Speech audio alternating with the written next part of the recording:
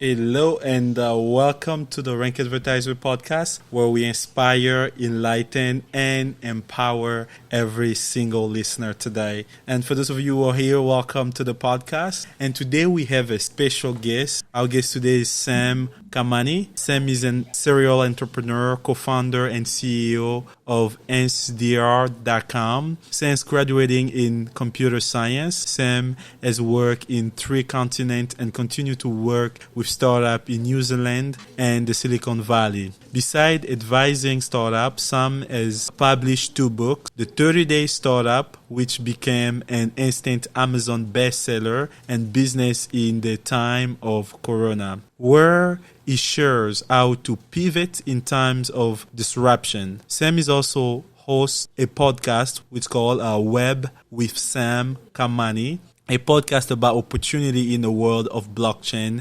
DeFi, metaverse, NFT, crypto, AI, and more. Without further ado, Mr. Sam, welcome to the podcast. Thank you. It's great. It's a pleasure to be on your podcast and talk with you. Thank you for inviting me. Thank you very much. I wanted to ask, as we are talking about Web3 today, what are some of your thoughts about the future of Web3?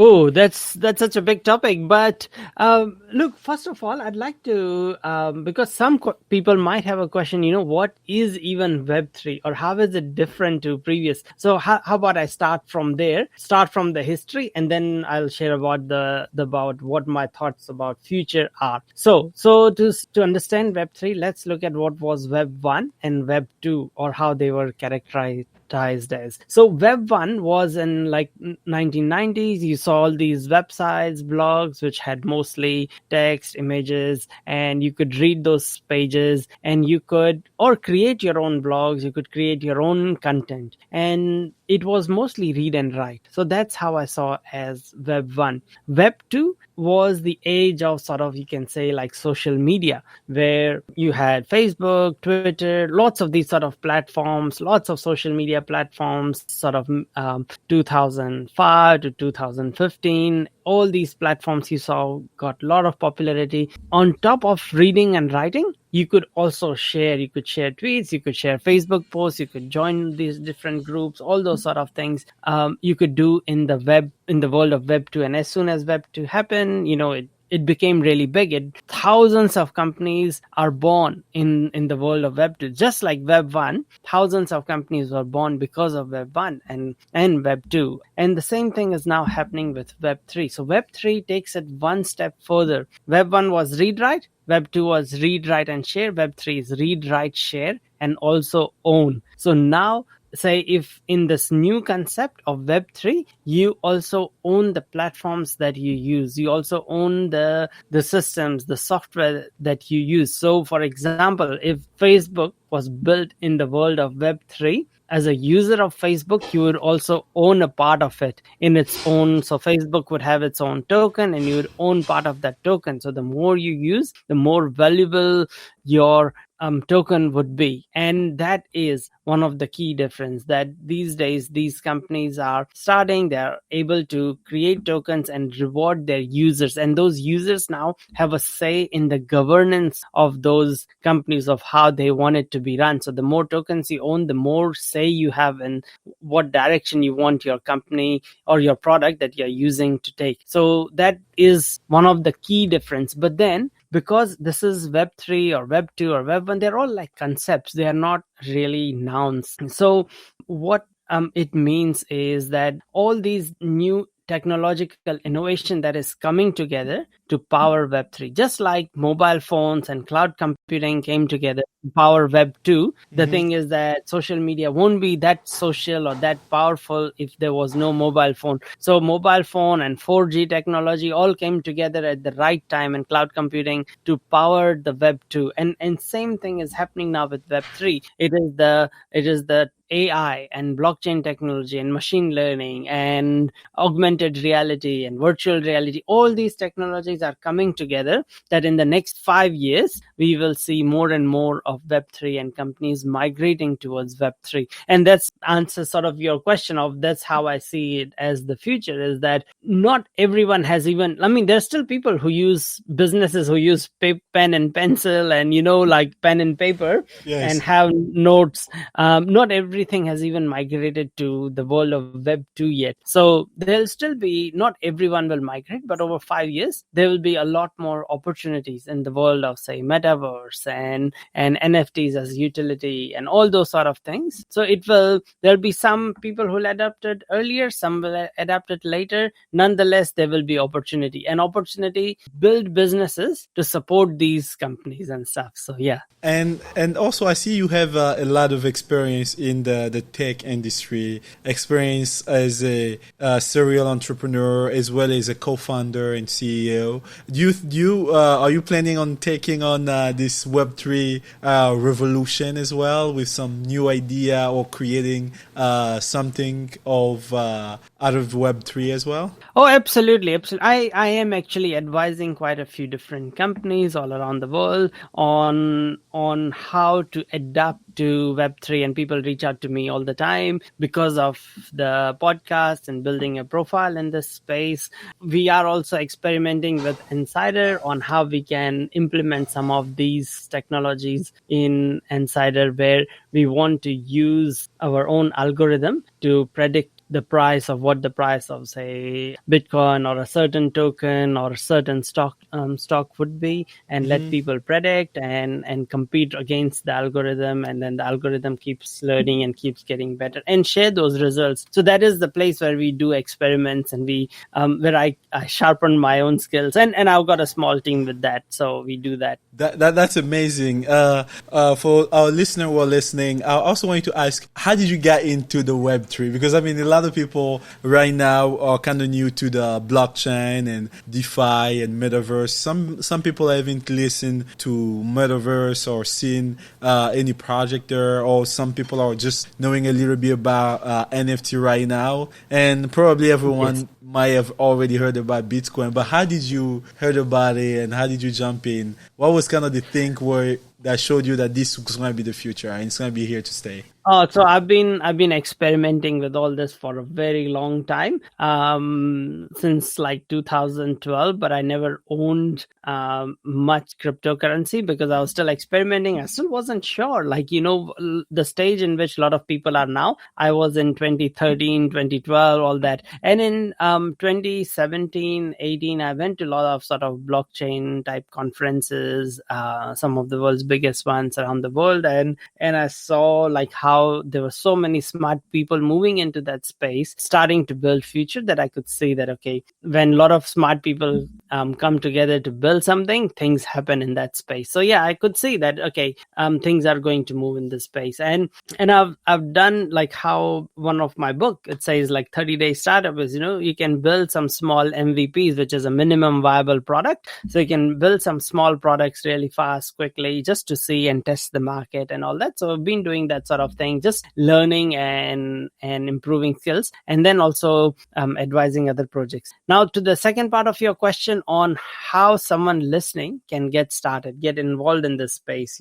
can start learning. So one of the best thing is to start looking out for companies that are building product, not just selling or not just, wanting to make a quick buck, but building the technology side, and then reaching out to them and joining their Discord. All these companies have a Discord server or a Discord group that you can join, and then joining there and seeing where you can help out, because those communities are super powerful and they'll give you the tools to learn about them and stuff.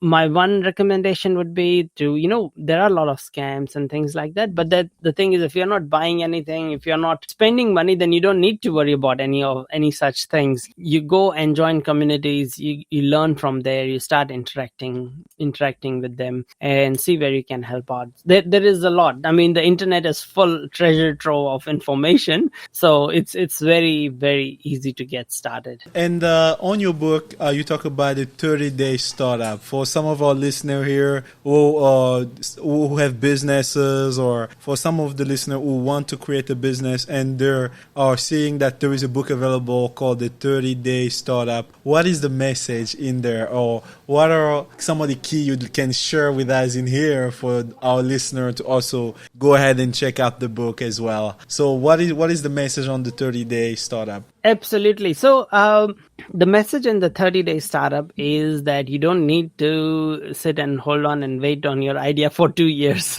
Just go and act. Just take some action. 30-day startup does not mean that in 30 days you will have a successful company. 30 days means that you get your product out there in 30 days. Maybe it is a drop shipping idea. Then you go and just build your website, hire someone on Fiverr to help you wherever you are stuck, whatever aspect of it you are stuck, learn and take action in those 30 days. So you have your website live, you're selling online. That was just an example. It could be something completely different. You have an idea for a marketplace, you have an idea for investing, you have an idea for anything. Take action in those 30 days and start small. Validate your idea. Does it work? If it works, then keep investing what you make, but get it out there. There are so many people I meet that I often hear saying that, hey, I have this idea for this long or this many years, or but they have not taken any action on it. So take that action, take that first step, and it gets easy, and keep moving in that direction. And for people who are working on their idea, right? They're listening to us here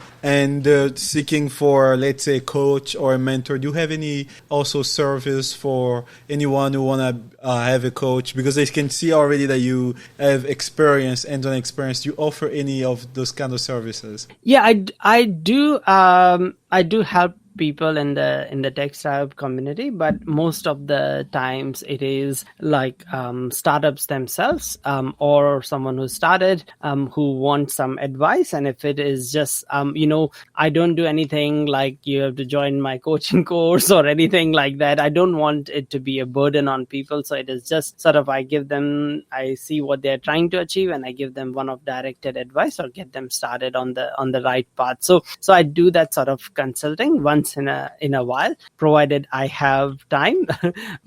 But yeah, look, I would still recommend that if you want to learn about Web3 and opportunities in Web3, then I talk about those sort of things on my podcast a lot. You can access that for free. You don't need to hire me for that. So if you're just starting out, get started with that. And then if you have any directed question that say, hey, I'm setting up an NFT project, can you help me for 1 hour? And then I can help them to not make the mistakes other people have made that have been expensive mistakes. So something where it's an tangible sort of a result I can provide, I do that. I'm more than happy to do that. But if you just want to get started, just check out my podcast. It's Web3 with Sam Kamani on any podcasting platform, and you'll find lots of different episodes, and there'll be some that might solve your problem. So like Web3 opportunities, or what is metaverse, or the opportunities in say metaverse, or how to promote your NFT project, or things like that. So you can just find the episode that is relevant to you and access it for free. You don't need to pay anything.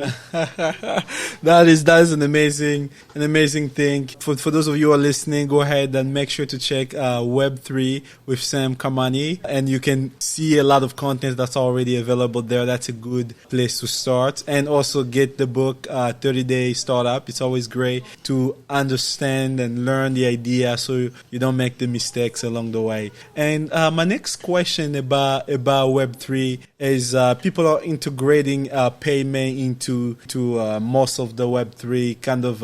If you're, for example, with YouTube, for example, we have YouTube right now, and creator will have to put a video on and then get money from either the advertiser and the views that they're getting. And I've seen a couple projects in Web3 where the creator owns the kind of content within the platform, and they're able to make money from the content. So do you think that moving forward, the world is moving toward an ownership-based internet where every single creator or getting rewarded for their creation?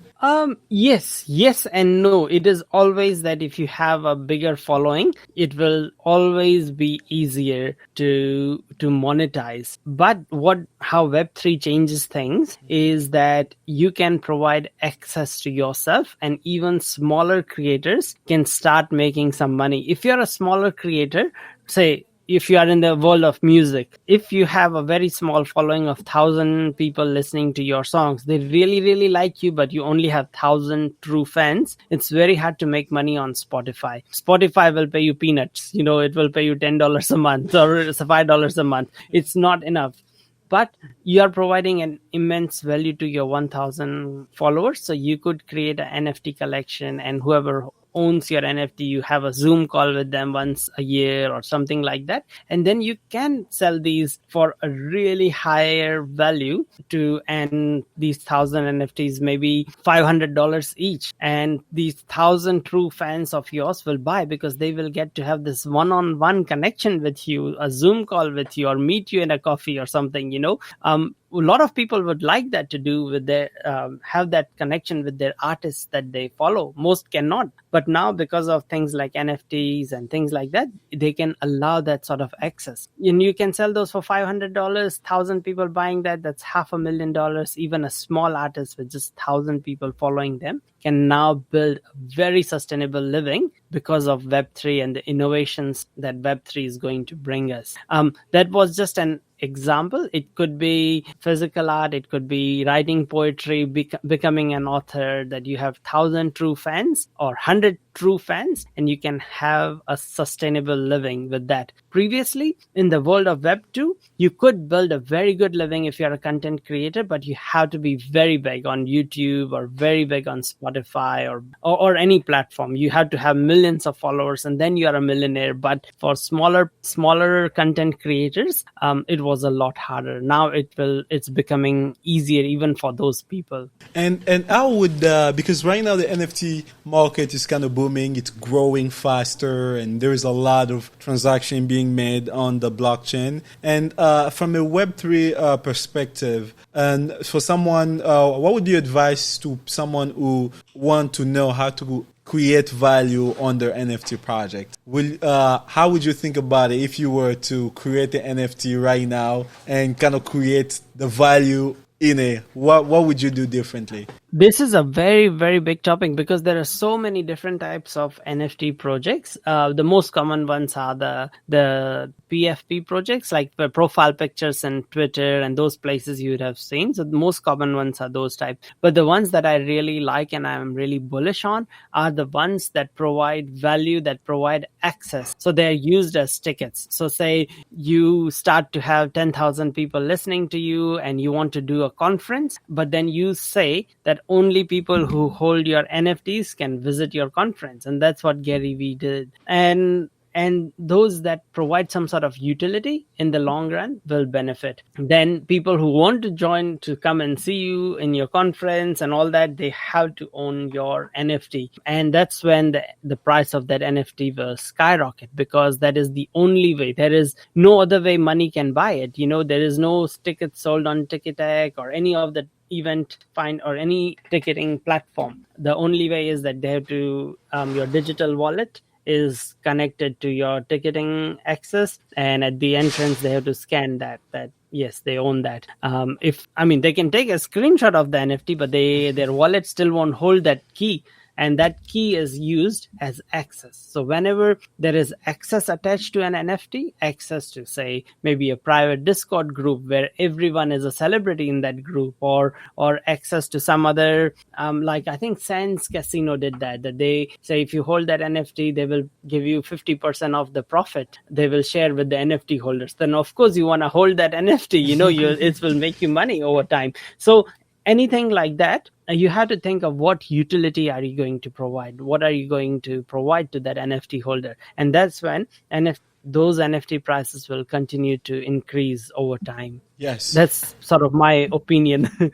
Yes. And for entrepreneurs who are listening to us, and as we know, Web3 is a huge topic, topic Yes. and industry right now. We have the blockchain, we have DeFi, NFT, and a lot of AI, and there's a lot into it. If you were to advise someone to pick one out of the Web3, which one would you ask them to start with? I'd ask them to start with learning about technology, learn about blockchain, learn about coding, learn about programming, because there's only so many programmers. There is so much funding available. Every startup is getting, like, not every, but so many thousands of startups are getting millions of dollars in funding. They all want developers. At the same time, there are existing companies who can pay big money are looking for developers. There are no developers in the world anywhere in the, because people started hiring remote, and even remote, there are no developers left. So if you are a Solidity developer or a Rust developer, you can easily expect $400,000-$500,000 a year in pay if you are an experienced, a really good software developer. So, learn about software development. It's never too late. Does not matter you are 60, you are 50, you are 8 years old. Does not matter. There are courses for everyone. I would highly recommend you, because most of the things we do, most of the humans you see, they are either attached to their devices out there or on your desk. What's on your desk? Any desk in any office in the world, there's a computer there. What's in anyone's hand, whether it's a kid or an 80-year-old, it's a mobile phone. And how do these things communicate? Through software. So you need to learn about software development. It's never too late. Does not matter you're a English major or medicine student. Learn about software development. It's not that hard. It's not that hard, and it's never too late to start. Yeah, everything else is easy, because then you will really understand the concepts. You'll really be able to move faster, and there always will be more jobs in sort of technology space. Yep. And in a world of Web3, from a concept of life, meaning like today people can already see how Web2 have changed life. People go ahead online, they buy stocks, they interact with the internet in a different way. Exactly right. And how do you see what's kind of the massive change in Web3 for someone who's listening? The massive change is that, in Web2, when you wanted to log on, you used like Google or Facebook. Sometimes, you can log into different websites, different platforms, say log in using Google, log in using Facebook, log in, all that. And the big changes in this is that you can now log in using, say, your digital wallet, like a MetaMask wallet or Trust wallet or any of those sort of things. And the key change in that is that it does not share your identity. It does not share who you are, name, email, nothing like that. So now the companies don't hold your data the same. You could just create a DeFi digital wallet anywhere and then just log into all these Web3 platforms, Web3 places, just using one click. So they don't even know who the person behind is. They can no longer target you in similar ads and stuff and things like that. So that is a big change. So it's going to be a world of privacy in a sense. People own their own privacy online and the way they interact on a daily basis. That's beautiful. That's really beautiful. And as we are getting toward the end here, I wanted also to give you an opportunity to talk a little bit about Insider.com. Insider.com. Yes. So at Insider.com, we are building a place where people can predict the price of Bitcoin or different cryptocurrencies or different stocks and all that. And at the same time, what we are doing is getting our algorithm to learn. So then eventually our algorithm would be able to tell people that, and make predictions that, that it expects Bitcoin to be up by this much percent in the next 5 days or a month or all that, or in next 1 day or 2 day, what it expects to happen in the market. So that's what we are training our algorithm. It's still in beta. We're still working and playing around and experimenting with it. So that's what we are building. So give people an inside view, and hence the name Insider. So give people an inside view of what the algorithm thinks is going to happen in the markets. Of course, it won't be that accurate initially, but as time goes, we expect the algorithm to get more and more accurate as it learns more from what's happening in the market. Perfect. And for those of you listening, Insider, it's written in ensydr.com. Go check it out. The website is already live, which is very, very, very cool. And is there any other thing in terms of Web3 that you would like to share? Yeah. Just that don't be intimidated. And to learn about Web3, don't go to university, because universities take 5 years to develop a curriculum or a course. And Web3 is so new and it's moving so fast. Every month it moves like a year in Web3 is equal to like 10 or 15 years in the traditional tech world. So everything changes so fast. Before a university can even adapt and launch a course, the whole thing is already outdated. How it's moving and working has already changed. So don't spend money on university if it's about tech. Of course, if it's about medicine or law, go and learn and go and join a university. But for something like this, you can learn it all online. Join a community which will teach you more. Become a part of a project and start volunteering at a startup or somewhere, and you will build generational wealth for you in the next few years. Get involved, start helping out, join a Discord, join a community to do all that. Yes.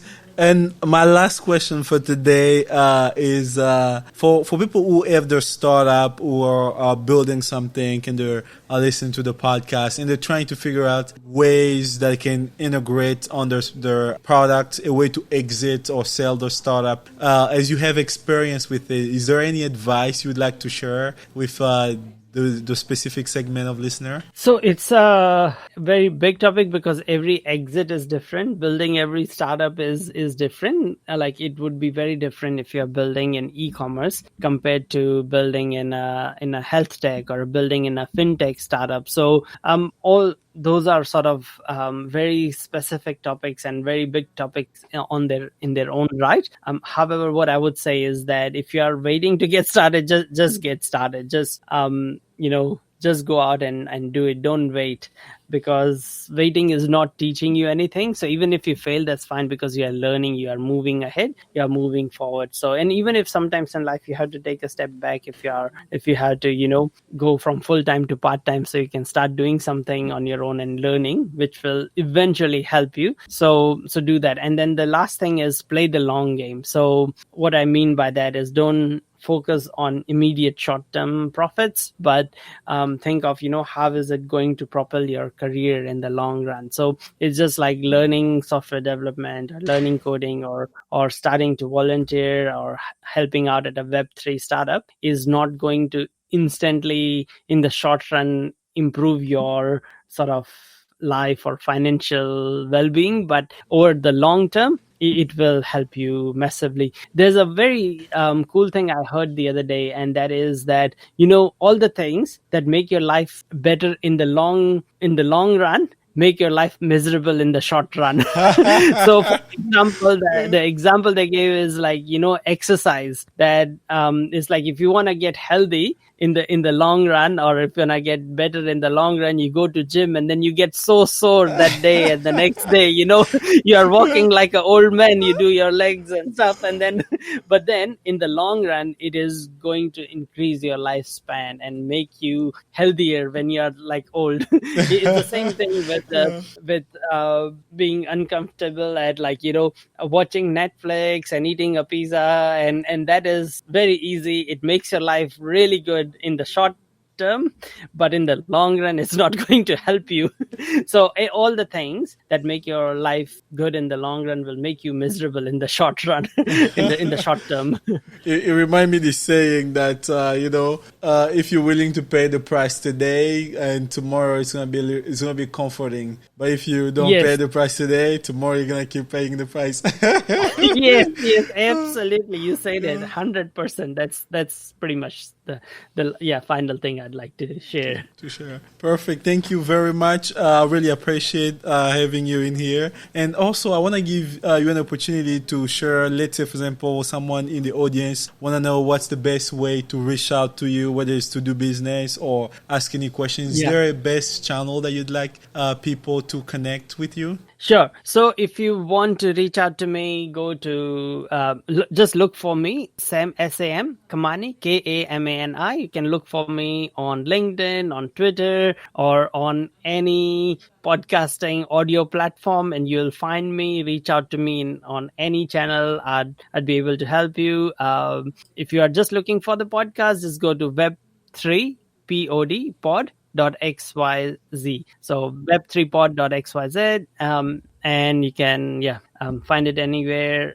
Just reach out to me on any channel. I pretty much look and answer most channels. Perfect. Thank you very much, Mr. Sam. And for those of you who are listening, thank you for being here and listening to us. Please make sure to go ahead and check the 30-day startup book by Sam, and also ensure that you go to the site and check insider.com, and also make sure to go check out the podcast Web3 with Sam Kamani. And I look forward to talking to you all very soon.